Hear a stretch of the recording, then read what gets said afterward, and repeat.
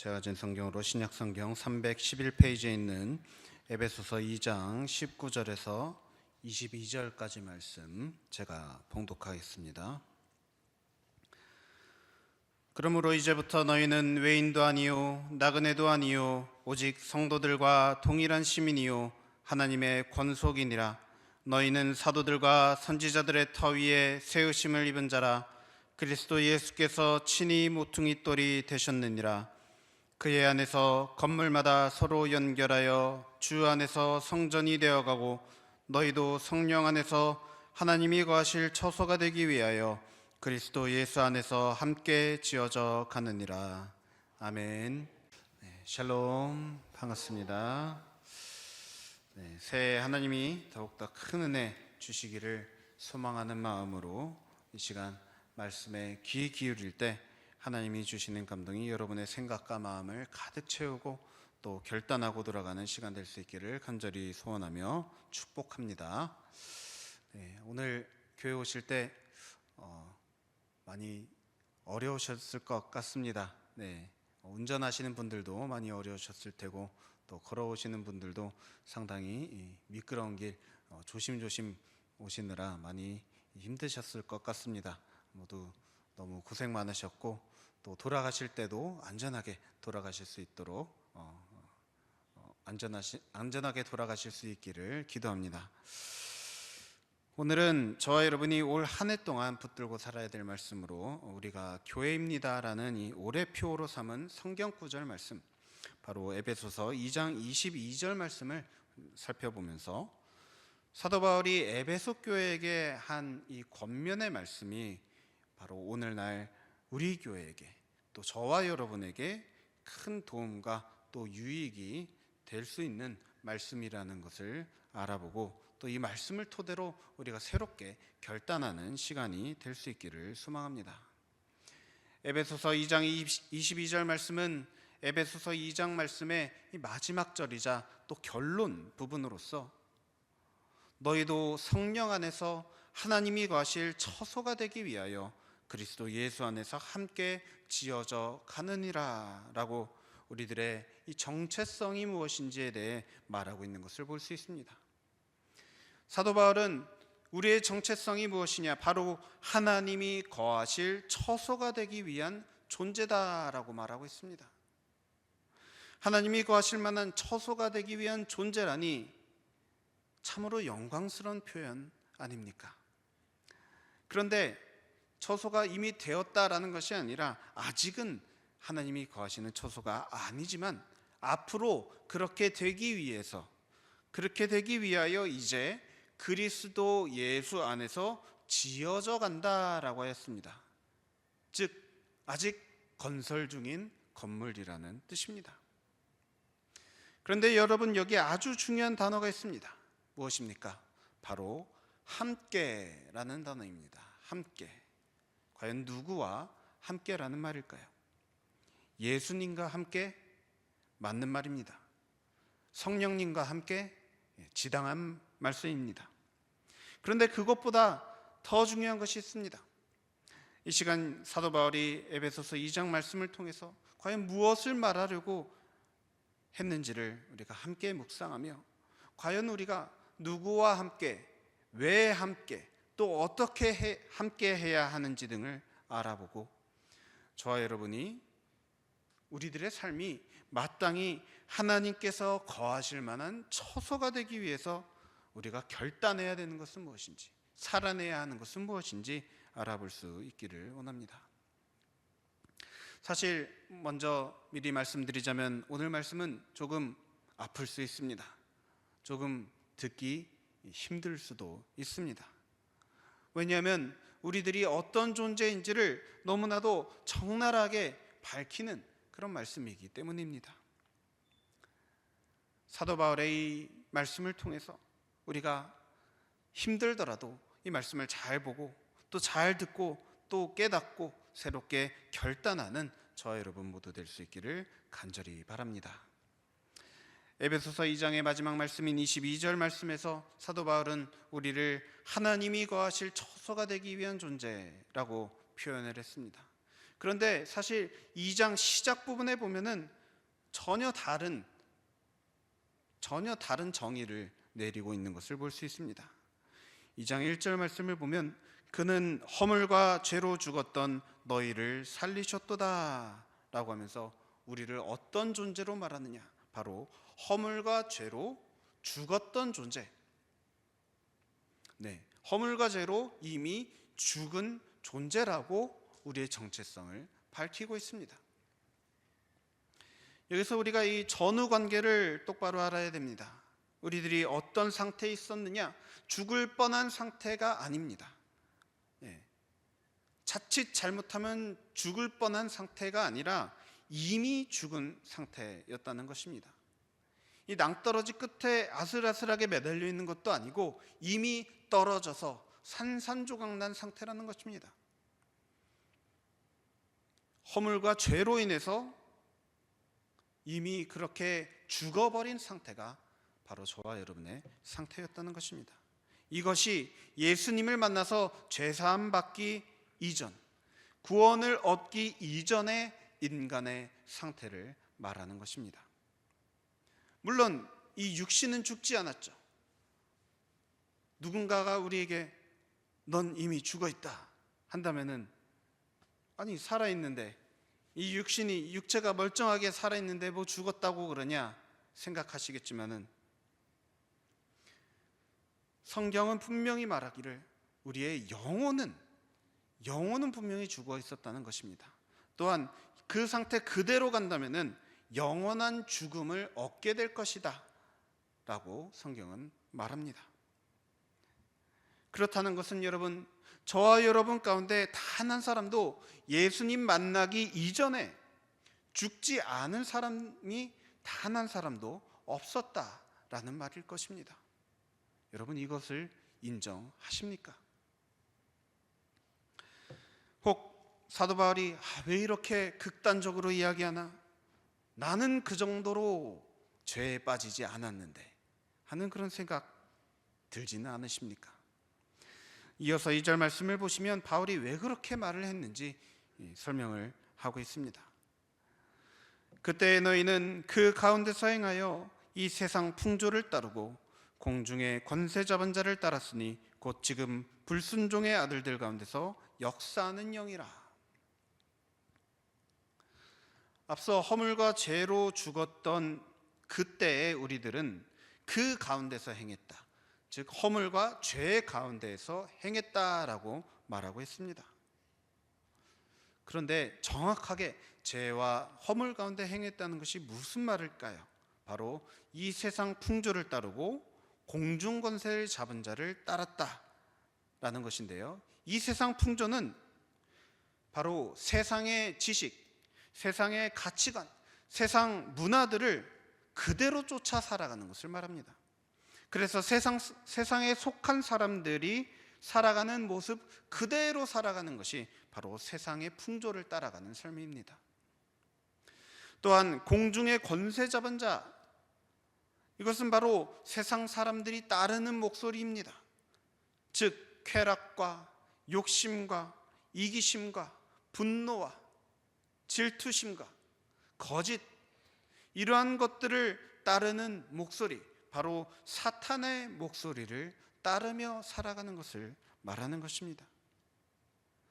즉 우리들이 예수님을 만나서 예수님의 말씀을 깨닫고 그 깨달은 대로 살아가기 이전의 모습은 바로 세상의 가치관, 세상의 목소리, 바로 사탄의 목소리를 쫓아 살아가는 그런 죄와 허물로 이미 죽어있는 그런 존재가 바로 우리들이었다라고 말을 하는 것입니다.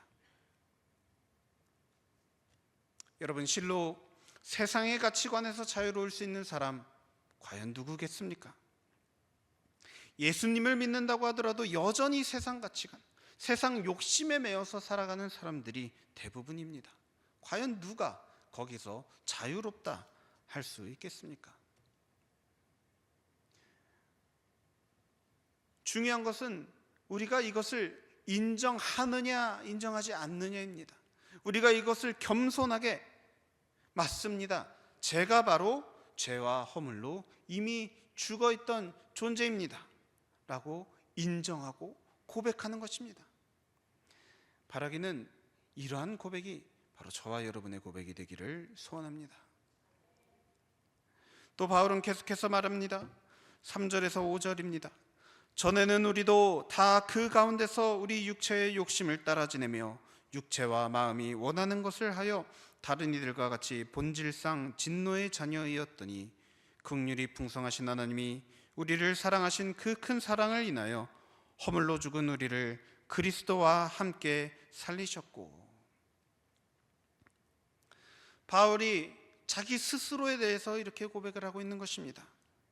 자신도 죄와 허물 가운데서 육체의 욕심을 따라 살아가면서 이미 죽은 존재였지만 이제는 긍휼이 풍성하신 하나님이 그 큰 사랑으로 인해서 자신을 다시 살려주셨다, 그리스도와 함께 다시 살려주셨노라 고백을 하고 있습니다. 여러분, 바울도 자신이 죄인이었다라고 인정을 하고 고백을 하고 있습니다. 어찌 저와 여러분이 바울이 어찌 저와 여러분보다 더 큰 죄인이겠습니까? 아니죠. 당연히 우리가 더 큰 죄인입니다. 바로 제가 더 큰 죄인입니다. 그렇다면 제가 또 여러분이 죄와 허물 가운데서 육체의 욕심을 따라 살면서 이미 죽은 존재로 지냈다라는 것을 인정할 수밖에 없지 않겠습니까? 바울도 인정했습니다. 우리도 인정할 수밖에 없습니다.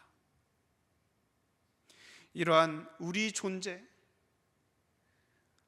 나 자신도 자각하지 못했던 나의 존재에 대한 이 고발에 대해서 우리는 오직 겸손하게 인정할 것밖에 없습니다.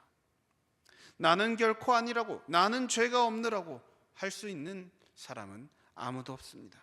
오직 겸손하게 인정하고 하나님의 긍휼, 하나님이 우리에게 긍휼을 베풀어 주심에 감사드릴 것밖에 없다라고 그렇게 고백하는 저와 여러분의 입술이 되기를 간절히 소원합니다. 이어서 사도 바울은 우리가 하나님으로부터 그리스도와 함께 다시 살아나는 긍휼을 얻은 것에 대해서 깊게 설명을 시작합니다. 8절에서 9절입니다. 너희는 그 은혜에 의하여 믿음으로 말미암아 구원을 받았으니 이것은 너희에게서 난 것이 아니요 하나님의 선물이라. 행위에서 난 것이 아니니 이는 누구든지 자랑하지 못하게 함이라. 이미 죽은 존재, 죄와 허물로 인해서 이미 죽은 존재였던 우리들이 다시 살아날 수 있었던 유일한 이유는 바로 하나님께서 구원을 우리에게 주시기로, 선물로 주시기로 결심하셨기 때문이라는 것입니다. 여러분, 여기에는 다른 이유가 없습니다. 행위에서 난 것이 아니라 했습니다. 잘해서 주는 것이 아니라는 말입니다. 왜 그렇습니까? 누구도 자랑하지 못하도록 그냥 주셨다라는 것입니다. 여기서 중요한 것은 은혜에 의해 믿음으로 말미암아 구원을 받았다라는 구절입니다. 하나님은 우리들에게 이미 은혜를 주시기로 결정을 하셨는데 그 이유는 무엇입니까? 왜냐하면 우리 인간은 그 은혜를 받을 준비가 미처 안 돼 있었기 때문입니다. 준비가 돼 있다면 주시죠. 그런데 준비가 안 돼 있었기 때문에 미리 결심을 하셨다는 것입니다. 왜 그렇습니까? 9절 말씀에서 말한 대로 누구든지 자랑하지 못하게 함이라. 왜냐하면 우리 인간은 내가 구원받을 만한 일을 했기 때문에 구원받았다, 이렇게 자랑하려는 마음, 이러한 성질이 우리 안에 있기 때문입니다. 그렇지 않습니까, 여러분? 나는 이렇게 열심히 신앙생활했는데 누구는 저렇게 대충 하는데도 어떻게 내가 받은 구원을 저 사람도 받느냐? 어떻게 내가 받은 칭찬을 저 사람도 받을 수 있는 것이지? 또는 저 사람도 받은 칭찬을 어떻게 내가 못 받는다고? 그런 마음이 우리 가운데 크게 존재한다는 것을 너무나도 잘 알지 않습니까? 그런데 하나님이 우리에게 구원을 어떻게 주신다 하셨습니까? 바로 우리의 잘남, 우리의 행위를 통해서 주시는 것이 아니라 은혜로 구원을 주시는 것을 믿으면 그 믿음으로 주신다 하셨습니다. 누가 더 잘났으니까 이 사람한테는 구원을 주고 누구는 못하니까 구원을 안 주고 이러한 것이 아니라, 이처럼 구원은 사람에게 달려있는 것이 아니라, 사람의 행함에 달려있는 것이 아니라, 사람의 자격에 달려있는 것이 아니라 바로 오직 하나님 손에 달려있다라는 것을 말하고 있는 것입니다.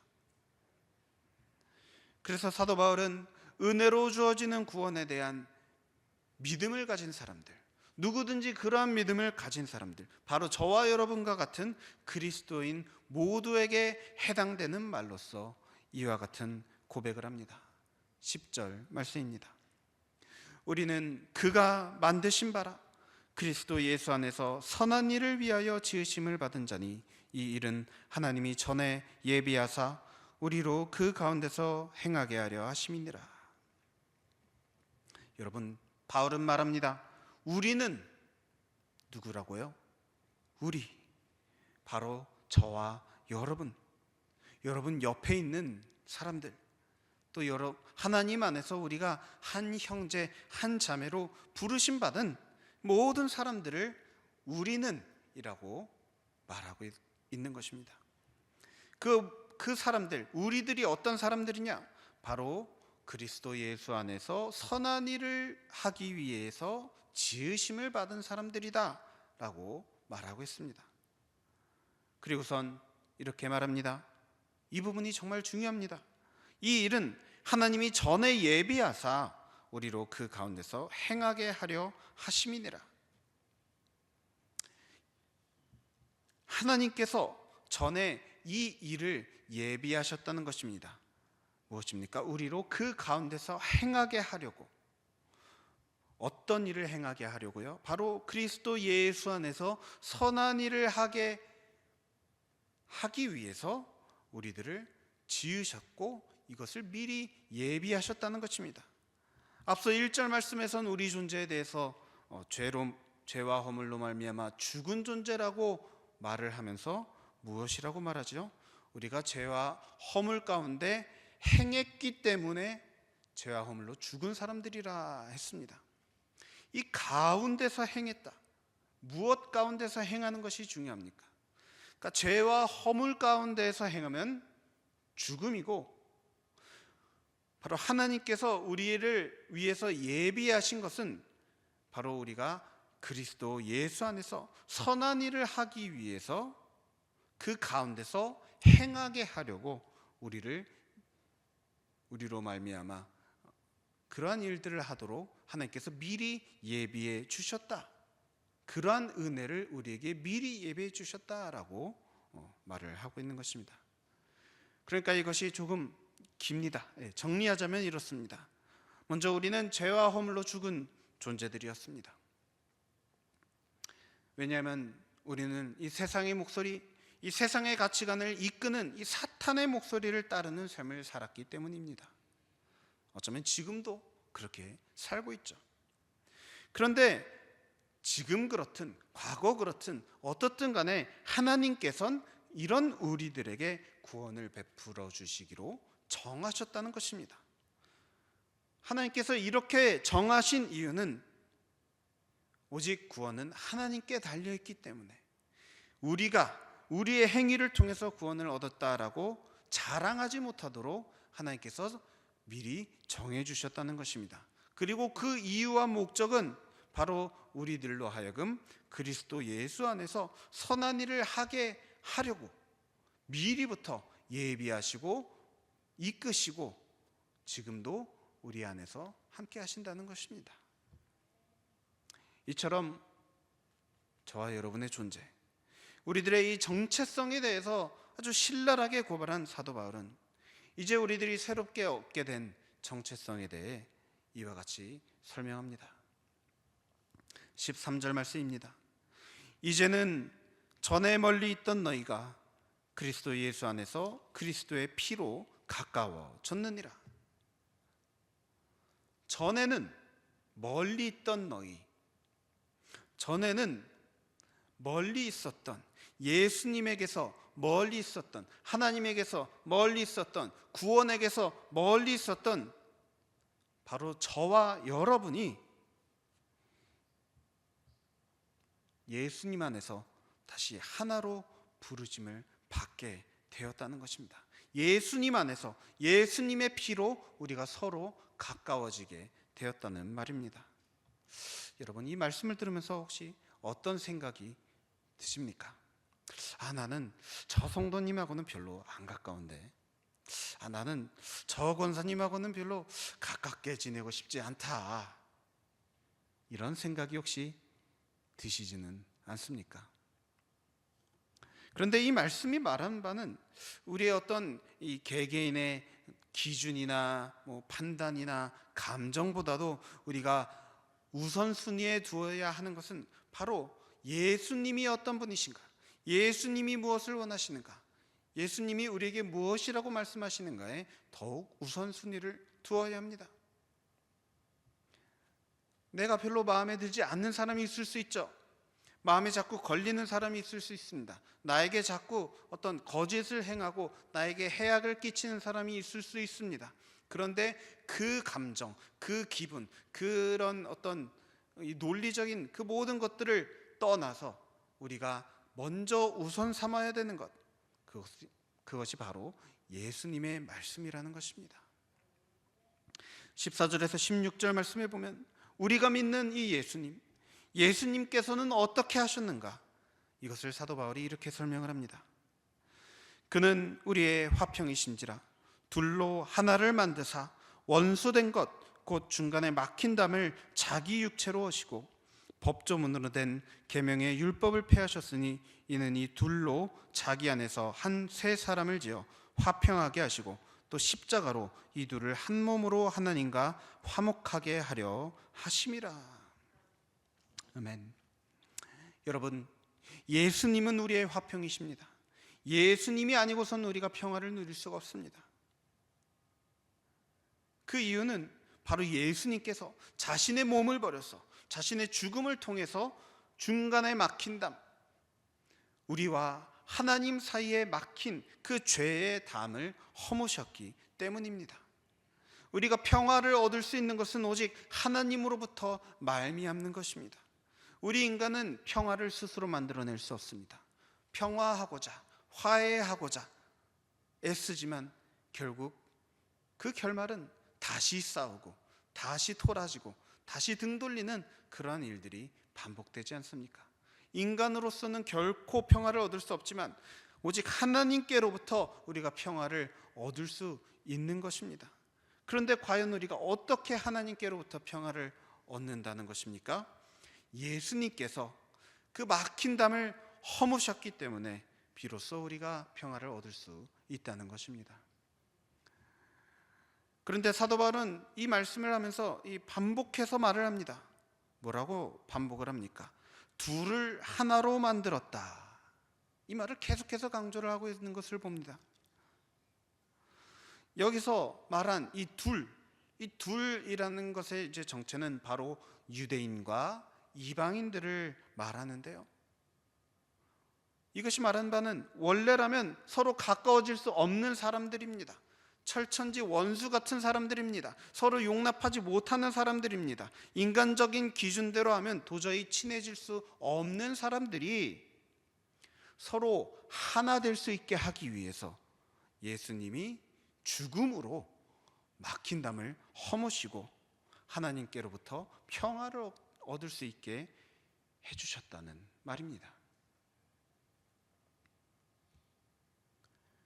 그러니까 여러분, 이 말씀을 통해서 사도 바울이 말하는 바, 예수님께서 십자가 지시고 돌아가신 것의 목적은 그냥 우리 믿는 사람들이 개개인의 그런 구원을 받고 천국 가고 이것으로 끝이 아니라 바로 우리 개개인이 하나님과 화목하게 되고 또 하나님과 화목하게 된 다른 이들과 함께 우리가 하나 되어서 하나님 안에서 모든 존재가 평화를 누리는 것, 하나님께서는 그것을 가장 바라신다는 것입니다. 부모 자식 간의 관계로 생각해 보시기 바랍니다. 우리가 부모로서 자녀들이 여러 명이라고 생각해 보시기 바랍니다. 여러 명인데 그 중에 어떤 특정 개인하고만 평화를 이루고 싶으십니까? 물론 그런 감정이 들 때도 있죠. 얄미운 자녀들한테는. 그런데 항상 그렇습니까? 그렇지 않죠. 그럴 때도 있지만 기왕이면 모든 자녀와 평화를 누리고 싶죠. 모든 자녀와 화목하게 살아가고 싶은 것이 부모의 마음입니다. 하나님도 마찬가지십니다. 여러분, 이 말씀을 배경으로 한번 우리 스스로를 돌아보기를 원합니다. 과연 우리는 먼저 하나님과 화목하게 살아가고 있습니까? 지난 2024년 한 해 동안 하나님과 화목하셨습니까? 또 뿐만 아니라 하나님 안에서 우리가 모든 이들과, 기왕이면 모든 사람들과 평화를 이루며 살아가고 있습니까? 사도 바울은 이 설명 끝에 에베소 교회 성도들에게 이와 같이 권면합니다. 부디 이 말씀을 오늘날 저와 여러분에게 주신 말씀으로도 받아들이기를 바랍니다. 19절에서 22절 말씀입니다. 그러므로 이제부터 너희는 외인도 아니요 나그네도 아니요 오직 성도들과 동일한 시민이요 하나님의 권속이라. 너희는 사도들과 선지자들의 터 위에 세우심을 입은 자라. 그리스도 예수께서 친히 모퉁이 돌이 되셨느니라. 그의 안에서 건물마다 서로 연결하여 주 안에서 성전이 되어가고 너희도 성령 안에서 하나님이 거하실 처소가 되기 위하여 예수 안에서 함께 지어져 가느니라. 여러분, 저와 여러분 한 사람 한 사람이 외인도 아니고 나그네도 아니고 저 멀리 있는 사람이 아니라 우리 모두가 다 같은 성도, 같은 시민, 같은 하나님의 백성이라고 말을 하고 있습니다. 그리고 바울은 이것을 마치 하나의 건축물을 이루는 것처럼 이야기를 합니다. 우리 모두가 다 예수 그리스도라는 이 모퉁이 돌에 연결되어서 세우심을 입고 있다라고 말을 하고 있습니다.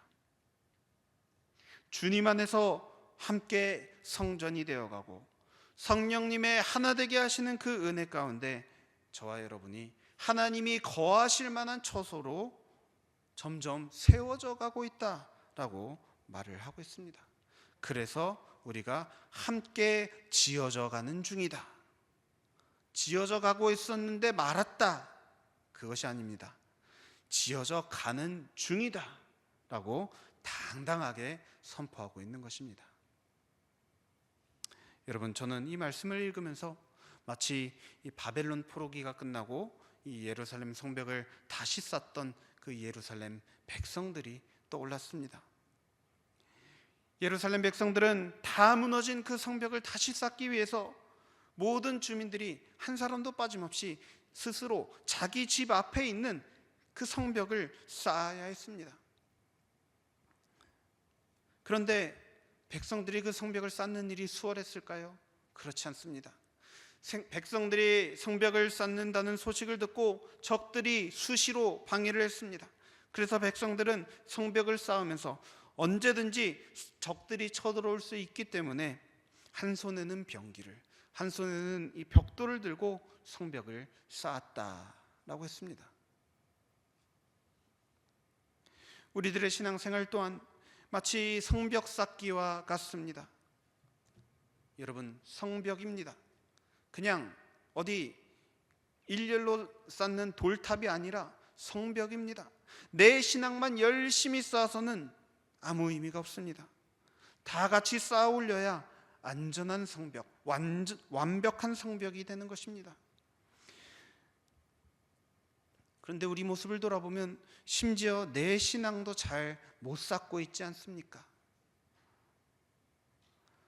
신앙의 성벽이 다 무너져 내려 있는데 어째서 다시 쌓아 올리려 하는 그러한 간절함이 우리 안에 왜 없는 것입니까? 우리는 무너져 내린 신앙의 벽을 다시 쌓아 올려야 합니다. 다시 세워야 합니다. 무너진 말씀의 벽을 다시 세워야 합니다. 무너진 기도의 벽을 세워야 합니다. 무너진 사랑의 벽을 세워야 합니다. 무너진 평화의 벽을 세워 올려야 합니다. 무너진 가정의 벽, 무너진 교회의 벽을 탄탄하게 보수해야 합니다. 여러분 삶을 살펴보시기 바랍니다. 저 중에 무너져 있는 벽은 무엇입니까? 아니면 다시 세워보려고 애쓰고 있는 벽은 무엇입니까? 사도 바울은 말합니다. 너희도 성령 안에서 하나님이 거하실 처소가 되기 위하여 예수 안에서 함께 지어져 가느니라. 여러분, 함께 지어져 가는 것입니다. 혼자 짓는 것이 아닙니다. 함께 지어져 가도록 우리가 해야 되는 것, 함께 세우는 것입니다. 함께 짓는 것입니다. 여러분, 2025년도 한 해 말씀의 벽 세우도록 우리가 더욱 힘씁시다. 말씀 읽고 말씀 묵상하려고 더욱 애쓰기를 바랍니다. 또 올해 우리 기도의 벽을 세웁시다. 우리들의 영적인 게으름에서 벗어나서 기도의 자리에 나오고 스스로 기도 무릎을 꿇고 하나님께 기도하는데 힘쓰기를 바랍니다. 또 여러분, 무엇보다도 서로 사랑의 벽을 세워나가는데 힘씁시다. 이 벽은 혼자서 쌓을 수 없습니다. 같이 쌓는 것입니다. 서로 벽을 쌓는데 여러분 힘을 보태 주시기 바랍니다. 서로 도와주세요. 서로 좀 위로해주고 격려하면서 같이 세워나갑시다. 여러분, 같이 세우지 않으면요 당하고 맙니다. 같이 세우지 못하면 대적들이 언제든 쳐들어옵니다. 내 거는 다 쌓았는데 옆에 사람이 하나도 못 쌓으면 거기로 다 쳐들어오는 것이죠. 우리가 같이 세우지 못한다면 우리의 대적 사탄에게서 결국엔 공격당하고 말 것입니다. 그래서 결국 다시 다 무너지게 되는 겁니다. 여러분, 부디 예수님 안에서 함께 지어져 가기를 바랍니다. 간절히 바라고 소원하기는 2025년도 새해 하나님이 거하실 처소가 되기에 부족함이 없도록 저와 여러분 모두가 다 예수님 안에서 함께 지어져가는 아주 견고한 성벽, 아주 탄탄한 교회, 아주 평안한 가정으로 세워지는 우리 다산방주교회 모든 성도님들 되시길, 우리의 평화를 위해서 사랑으로 오셨고 사랑으로 죽으신 우리 주 예수 그리스도의 이름으로 간절히 축원합니다. 함께 기도하시겠습니다.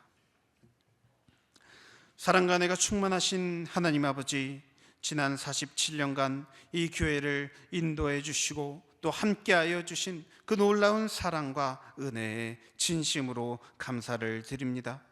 우리가 이처럼 큰 은혜를 받았는데 은혜를 쉽게 잊어버리는 자가 아니라 은혜를 기억하며 감사로 또 찬양과 또 영광을 올려드리는 그런 주님의 사랑하는 자녀들 모두들 될 수 있게 인도하여 주옵소서.